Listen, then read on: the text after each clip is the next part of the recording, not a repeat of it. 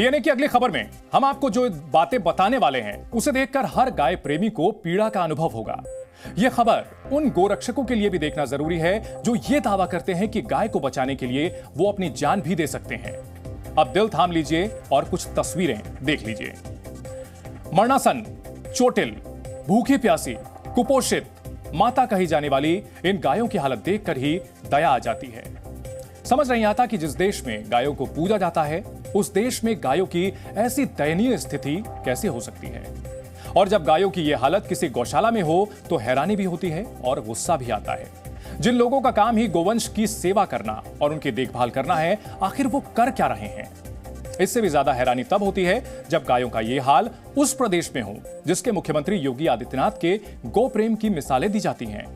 उन्होंने गोवंश के लिए तमाम सरकारी योजनाएं चला रखी हैं, लेकिन इसके बावजूद उत्तर प्रदेश की गौशालाओं में गोवंश की जो मिट्टी पलीद हो रही है वो बर्दाश्त करने वाली बात नहीं है। तो आखिर वो कौन है जो मुख्यमंत्री योगी आदित्यनाथ के ड्रीम प्रोजेक्ट के साथ खिलवाड़ कर रहा है। जिस मुख्यमंत्री के लिए गोवंश की रक्षा और सेवा परम धर्म हो, उस मुख्यमंत्री के राज में आखिर गोवंश के साथ इतना बुरा सलूक करने का जिम्मेदार कौन है। यही जानने और समझने के लिए हमने उत्तर प्रदेश के 2 जिलों का दौरा किया। ये 2 जिले हैं औरैया और कानपुर देहात। जहां पहुंचते ही हमें अंदाजा हो चुका था कि योगी सरकार ने गोवंश के संरक्षण के लिए जो योजनाएं बनाई हैं उनका जमीन पर कितना असर हो रहा है। ये तस्वीरें उसी की गवाही दे रही हैं। कानपुर देहात और औरैया हमें सड़कों पर जगह जगह गायों के झुंड नजर आए। सड़कों पर कचरा खाती, आवारा घूमती गायों को देखकर हमारे मन में सवाल आया कि अब तक किसी गोरक्षक दल की नजर इन पर क्यों नहीं पड़ी। और गोरक्षकों को छोड़िए, मुख्यमंत्री योगी आदित्यनाथ ने आवारा गोवंश को पकड़ने के सख्त निर्देश दिए हुए हैं और नवंबर महीने से ही उत्तर प्रदेश की सड़कों से आवारा गोवंश को पकड़ने का विशेष अभियान चल रहा है। इसके बावजूद कानपुर देहात और औरैया में हम जितनी भी सड़कों से गुजरे, हमें गोवंश को पकड़ने वाली कोई टीम नहीं दिखी। सिर्फ और सिर्फ आवारा गोवंश दिखे, जिन्हें देखकर हमारे मन में ख्याल आया कि जब सड़कों पर इतनी गायें हैं तो गौशालाएं तो गायों से भरी पड़ी होंगी। लेकिन फिर उत्तर प्रदेश की गौशालाओं की जो हकीकत सामने आई वो परेशान कर देने वाली थी। हमारी ये रिपोर्ट देखते देखते आपको इस बात का पक्का एहसास हो जाएगा कि कोई योजना भले ही किसी मुख्यमंत्री का ड्रीम प्रोजेक्ट ही क्यों ना हो, अगर सिस्टम ही सुस्त हो तो फिर वो योजना कभी सफल नहीं हो सकती। उत्तर प्रदेश में गोवंश से जुड़ी सरकारी योजनाओं के साथ भी यही खेल हो रहा है, जिसका रियलिटी चेक हम आपको दिखाते हैं।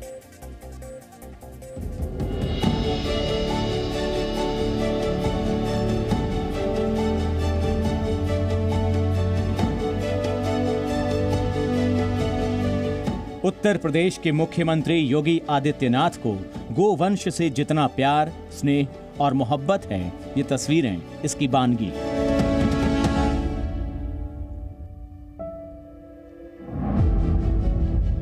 लेकिन उत्तर प्रदेश में गोवंश संरक्षण के लिए जिम्मेदार अधिकारियों और प्रशासन को गोवंश की कितनी फिक्र है, इसकी बानगी भी तो देख लीजिए। जिस प्रदेश के मुख्यमंत्री के दिल में गाय बसती है, उस प्रदेश की सड़कों पर गाय मारी मारी फिरती है। सोचिए, ये कितनी शर्म की बात है। हम निकले तो थे उत्तर प्रदेश में आदर्श गौशालाओं पर रिपोर्ट करने, लेकिन कानपुर देहात में घुसते ही हाईवे पर ही हमारी हवाइयां NH-19 औरैया के नेशनल हाईवे पे खड़े हैं। दिल्ली कोलकाता हाईवे है और ये औरैया जनपद में ये हिस्सा आता है। यहाँ से लेके और आपको औरैया जनपद के बॉर्डर तक ऐसे ही डिवाइडर में नेशनल हाईवे के बीच में बैठे हुए तमाम गोवंश मिल जाएंगे। आप कभी भी इधर से निकलते होंगे और ये वो हाईवे है शायद जिस पे इस जिले के तमाम आला अधिकारियों का आना जाना रहता होगा और यहाँ पर ये गोवंश मिल जाएंगे। हंसी तब आती है जब अधिकारी इस चीज़ का दावा करते हैं कि हमारे यहाँ गोवंश सब गौशालाओं में है। यहाँ पर स्टेट हाईवे हो, नेशनल हाईवे हो या आम प्रधानमंत्री सड़क योजना द्वारा बनी हुई सड़कें हों, वहाँ पर भी गोवंश आपको ऐसे ही सड़कों पे बैठे मिल जाएंगे। कानपुर देहात के रास्तों पर आवारा गोवंश की हालत पर तरस खाते खाते हम पहुंचे जिला मुख्यालय के बेहद नजदीक इस गौशाला में।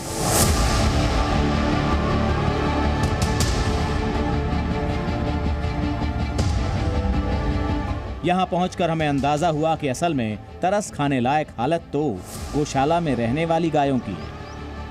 अगर ये गाय बोल पाती तो बताती कि गौशाला चलाने वालों ने उन पर कितने अत्याचार किए हैं, कितने जुल्म ढाए हैं। अगर ये गाय लिख पाती तो मुख्यमंत्री योगी आदित्यनाथ को पत्र लिखकर बताती कि कैसे यहाँ गायों को मरने के लिए छोड़ दिया गया है, क्योंकि ये गौशाला कम बूचड़ खाना ज्यादा लग रही थी। स्थिति गौशालाओं की जैसी है, शायद अधिकारियों से ज़्यादा जो इन गौशालाओं के संरक्षक हैं, ग्रामीण क्षेत्रों के प्रधान और वहाँ के जो केयर टेकर्स हैं, उन पे वाकई में इस संजीदगी के सवाल उठते हैं कि किस तरीके से, चाहे वो गौशाला मुख्यालय के पास की हो, चाहे वो सुदूर किसी गंभीरा ग्राम पंचायत की हो या मानपुर गजेन ग्राम पंचायत की हो, हर जगह स्थिति एक सी ही दिखती है। इनको मूंगफली का भूसा दिया जा रहा है, कोई हरा चारा नहीं है, और जो भी दाना चोकर आता है वो सब अपने अपने घर ले जाते हैं। और इनको केवल आधा पेट दिया जा रहा है। आधा पेट का मतलब ये है कि आप देख लें गऊओं को तो सब टूटी फटी एकदम, और गिर जाती हैं तो कुत्ते नोच नोच करके उनको मरना पड़ता है। जब मर जाती हैं तो ये गौशाला के अंदर दफन कर देते हैं। आज इस गौशाला में गायों की हालत हमसे देखी ही नहीं गई। हम बड़ी मायूसी के साथ वहां से निकले और एक और गौशाला में पहुंचे, लेकिन हमें वहां अंदर ही घुसने नहीं दिया गया। लेकिन बाहर से जो देख पाए वो दिल तोड़ने वाला था। मानपुर गजेन की गौशाला में हम पहुंचे हैं। यहाँ पर आप पीछे मेरे आप ये तस्वीरें देख सकते हैं। ये अस्थायी गौशाला है जिसका निर्माण यहाँ पे जैसी व्यवस्था है, प्रधान और जो ब्लॉक स्तर के अधिकारी होते हैं, सेक्रेटरी होते हैं, उनके अनुमोदन और उनकी संतुति पर होता है। फिलहाल यहाँ पर गोवंशों की संख्या बहुत ज़्यादा नहीं है, लेकिन उनके चारे के लिए भूसा खरीदा जाता है। अभी तक कोई दान का भी ऐसी व्यवस्था जिला प्रशासन की ओर से नहीं है। यहाँ पे कई गोवंश ऐसी स्थिति में है कि उनके कंकाल दिखाई दे रहे हैं। तो ये आते जानवर गांव से लेके आए लोग, अब उनके दुबले अगर हम ना लें कि दुबले तब दिक्कत है भाई कि अब ये है, अब तो एकदम ये तो है ना कि तंदुरुस्त आप लेके आए, कमजोर है वो वहाँ पर ही है। तो ये व्यवस्था मतलब है, हम कर रहे हैं। 2 गौशालाओं में ही गायों के साथ अमानवीय व्यवहार को देखकर हमारी आंखों के सामने तो अंधेरा ही छा गया। लेकिन फिर हम अगले दिन सुबह सुबह गंभीरा ग्राम पंचायत की एक और गौशाला में पहुंचे। वहां की स्थिति देखकर हमारे दिलो दिमाग में निराशा का घना कोहरा छा गया। ये गौशाला ऐसा दावा किया जाता है कि यहाँ पर 150 से अधिक संख्या में गोवंश हैं जो सामान्य दिखाई नहीं दे रहे, लेकिन यहाँ की स्थिति कैसी है। और जब यहाँ पे जो केयर टेकर हैं, वो जब हम लोग यहाँ पे प्रवेश किया और उनसे बात हुई तो उन्होंने बताया कि यहाँ पे 5 लोग रखे गए। 5 लोगों के होने के बाद यहाँ पे स्थिति कैसी है, सामान्य व्यक्ति कोई भ्रमण करने आना भी चाहेगा तो वो नहीं आ सकता, क्योंकि यहाँ पे पूरा जो ये आपको दिखाई दे रहा है, कुछ ईंट के चट्टे हैं। स्वाभाविक सी बात है कि यहाँ पे हो सकता है ईंट बिछाने का कार्य हो रहा होगा, लेकिन अभी जैसी व्यवस्थाएं हैं शायद चिंताजनक हैं। और क्योंकि हमें पहुंचने में यहाँ इतनी समस्या हुई तो प्रशासनिक अधिकारी या जो स्थानीय अधिकारी हैं वो यहाँ कैसे पहुंचते होंगे, ये एक बड़ी समस्या का है। समय से अगर हम लोगों का पैसा पर्याप्त होता रहे तो हम लोग सुविधाएं अपने हिसाब से सुचारू रूप से बढ़िया करते रहें।